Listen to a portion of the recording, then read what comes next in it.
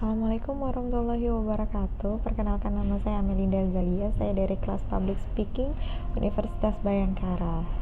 Apa kabar semuanya? Semoga tetap dalam keadaan yang sehat dan juga semangat meski sedang berada di situasi pandemi virus corona seperti sekarang. Hari ini saya akan membahas satu pembahasan yang sering banget didengar, kata-katanya tidak asing dan juga berada di keseharian kita, yaitu tentang emosi. Saya akan membahas emosi ini secara teoritis dan juga menurut para ahli. Tapi sebelumnya saya akan bercerita sedikit tentang bagaimana sebelum saya mempelajari teori ini saya mengartikan sebuah emosi. Jadi sebelum saya mempelajari emosi ini, saya kira emosi itu hanya sebatas kata ganti dari kata marah. Jadi kalau saya lagi marah, saya bilang saya emosi. Kalau orangnya marah-marah, ya saya bilang kamu emosian.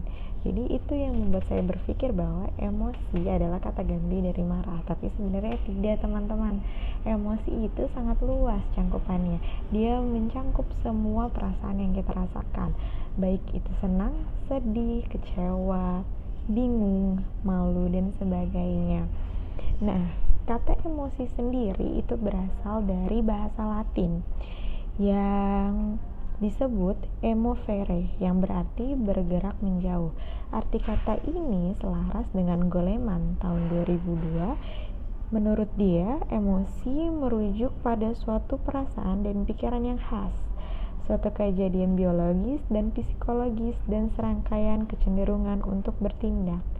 Emosi itu pada dasarnya adalah pemantik atau pendorong bagi kita untuk melakukan suatu tindakan. Jadi misalnya gini teman-teman, kalau misalkan teman-teman lagi ngerasain sedih, biasanya ngapain? Nangis gitu. Kalau misalkan kalian lagi senang, biasanya tersenyum, ketawa, seperti itu contohnya. Nah, menurut Daniel Goleman tahun 2002, ia mengemukakan beberapa macam-macam emosi. Di sini ada 8, salah satunya adalah amarah. Amarah itu termasuk dengan beringas, mengamuk, benci, jengkel, dan kesal hati.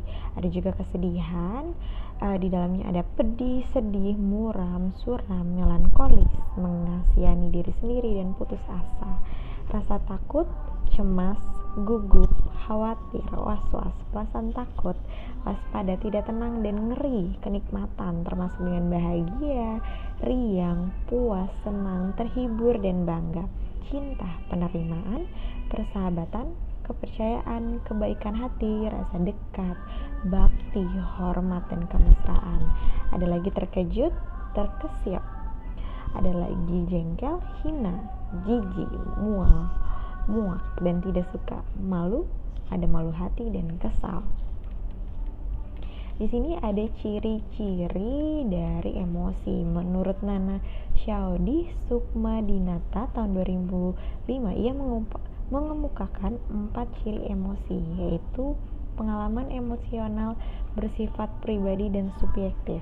Pengalaman seseorang memegang peranan penting dalam pertumbuhan rasa takut, sayang, dan jenis-jenis emosi lainnya. Pengalaman emosional ini kadang-kadang berlangsung tanpa disadari dan tidak dimengerti oleh yang bersangkutan. Kenapa ia merasakan rasa takut pada sesuatu yang sesungguhnya tidak perlu ditakuti, lebih bersifat subjektif dari peristiwa psikologis lainnya seperti pengamatan dan berpikir.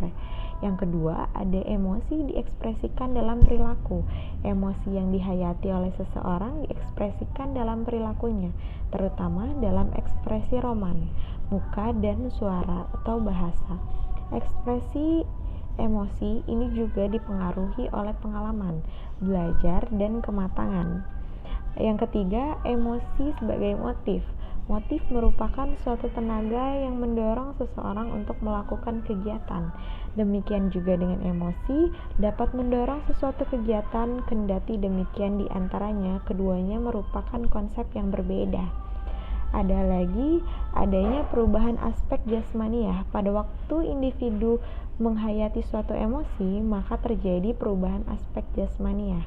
Perubahan-perubahan tersebut tidak selalu terjadi serempak, mungkin yang satu mengikuti yang lainnya.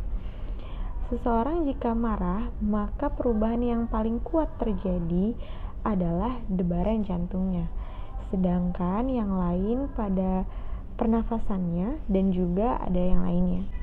Sekian penjelasan dari saya, semoga penjelasan ini dapat menambah wawasan teman-teman tentang emosi jadi lebih luas.